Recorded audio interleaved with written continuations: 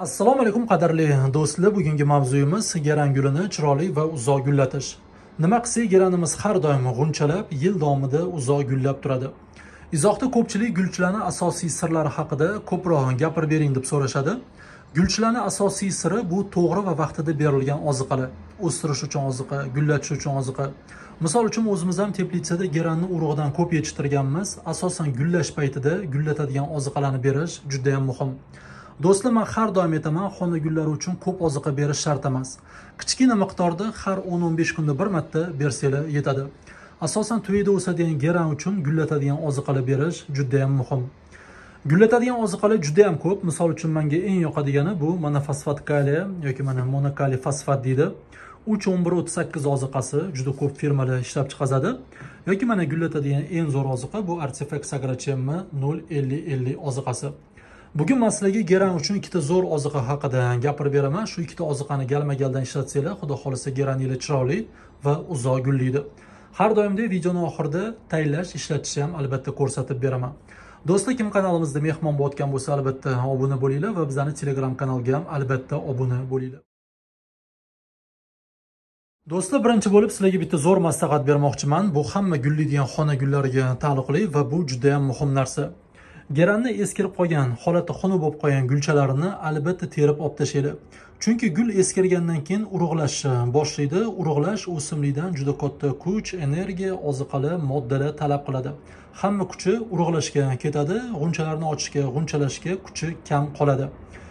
O'zi o'simlikning asosiy maqsadi bu urug'lash va nasl qoldirish. Agar biz shu eski gulchalarni olib tashlaydigan bo'lsak, kuchi tejaladi va hamma kuchi gullashga, g'unchalashga ketadi. Do'stlar, mana hozir mana shu geranni o'girib ko'radigan bo'lsak, mana tagida ko'rib turibsizlar, yangi g'unchalari juda ham ko'p. Mana ochilmagan g'unchalar juda ko'p. Bular ochilishi uchun albatta geranga kuch kerak. Shu uchun biz albatta tagidan mana shu eski gullarni olib tashlashimiz kerak. Faqat gul shoxini birato'la olib tashlamaylik. Ko'pchilik birato'la olib tashlaydi. Ko'rsatgandek hali bu yerda g'unchalari juda ham ko'p. Gul shoxini biz qachon olib tashlaymiz? Qachonki hammasi gullab bo'lgandan keyin, qurib qolgandan keyin gul shoxini tagidan olib tashlasanglar bo'ladi. Do'stlar, endi shu narsani men sizlarga anturium misolida tushuntirib bermoqchiman. Mana bu anturium yangi guli, mana bu eski guli. O'zi anturiumi bitta guli o'rtacha 1,5 oy turadi. 1,5 oydan keyin qorayib, holati xunuk bo'lib, urug'lashni boshlaydi. Bu gulini biz taxminan 1 hafta 10 kundan keyin tagidan gul shoxi bilan birga olib tashlashimiz kerak. Bo'lmasam umumiy holatiga, dekorativnosiga ta'sir qiladi va yangi chiqayotgan, mana tagidan chiqayotgan yangi g'unchalariga ta'sir qilishi mumkin. O'zim men sizlarga maslahat beraman, hech qaysi xona gullariga urug'lashga imkoniyat bermanglar. Gullari xunuk bo'lib qoldimi, gullari eskirib qoldimi, darhol tagidan olib tashlanglar. Do'stlar, bugun sizlarga aytmoqchi bo'lgan oziqalarni ko'pchilik taniydi. Xona gullari uchun juda ham mashhur oziqalar. Asosan bizning obunachilarimizning ko'pchiligi bu oziqalarni ishlatib natijasini ko'rishgan. Siz ham ishlatib ko'rgan bo'lsangiz, izohda natijasini yozib qoldiring. Menimcha hammaga qiziq bo'ladi. Faqat yaxshi bo'lsa yaxshi, yomon bo'lsa yomon deb yozing. Bizga faqat haqqoniy fikrlar kerak.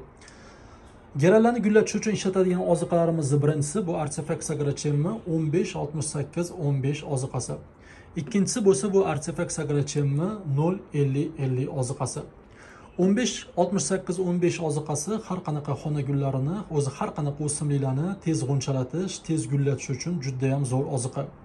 05050 oziqasi bo'lsa bu xona gullarini yoki har qanaqa xona gullarini gullatib, gullarini yorqin chiroyli, katta-katta qiladigan zo'r oziqa. Bu oziqalarni biz galma-gal ishlatamiz. Endi galma-gal deb men noto'g'ri aytdim. 2 marta buni ishlatamiz, 1 marta buni ishlatamiz. Har 10-15 kunda 1 marta. Misol uchun mana bugun 05050 ni ishlatgan bo'lsak, yana 10-15 kundan keyin 05050 ni ishlatamiz va keyin yana 10-15 kundan keyin 15-68-15 ishlatamiz. 2 marta buni, 1 marta buni shunaqa qilib aylantirib ishlatib turamiz yil davomida. Menimcha tushuntira oldim. Do'stlar, agar tushunmagan bo'lsangiz, bizning Telegram kanalimizga kiringlar. Bugun biz anturium uchun yillik jadvalni beramiz. Shu joyda tushunarli qilib yozib qo'yamiz. O'zi bularga hamma gullaydigan xona gullari uchun bir xil jadvalni beramiz. Do'stlar, agar bu oziqalarni donalab olmoqchi bo'lsanglar, uzun marketdan olasizlar. Uzun marketda bir donasi 24 ming so'm, bitta 100 gram. Bu oziqalarning ta'siri, natijasi ham juda ham zo'r va bu oziqalar juda ham barakali. Sizlarga anchaga yetadi. Bir xil oziqalarga o'xshab juda ham tez tugab qolmaydi. Uzun marketda hammasi bor, xohlaganinglarni olsanglar bo'ladi.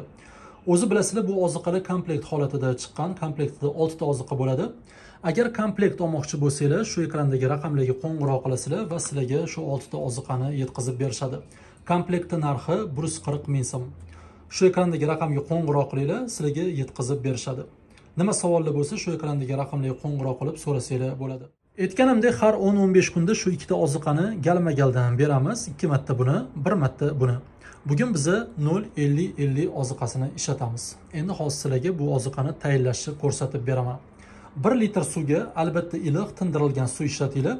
Biz 1 gram oziqa solamiz. 1 gram degani bu choy qoshiqni uchida solsanglar adashmaysizlar. Hozir men sizlarga olib ko'rsataman. Mana taxminan shuncha solsanglar bemalol yetadi. Ko'ryapsizlar qanchalik barakali oziqa. Mana 1 litr suvimizga solamiz.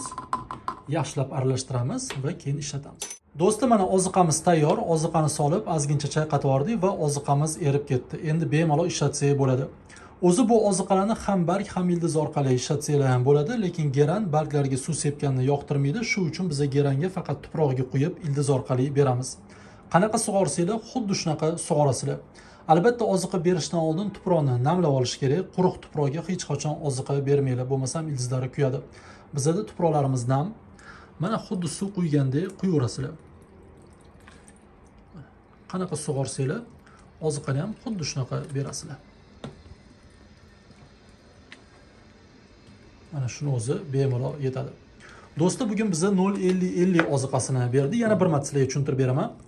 10-15 kundan keyin yana bir marta 0-50-50 oziqasini beramiz va undan keyin yana 10-15 kundan keyin 15-68-15 oziqasini beramiz.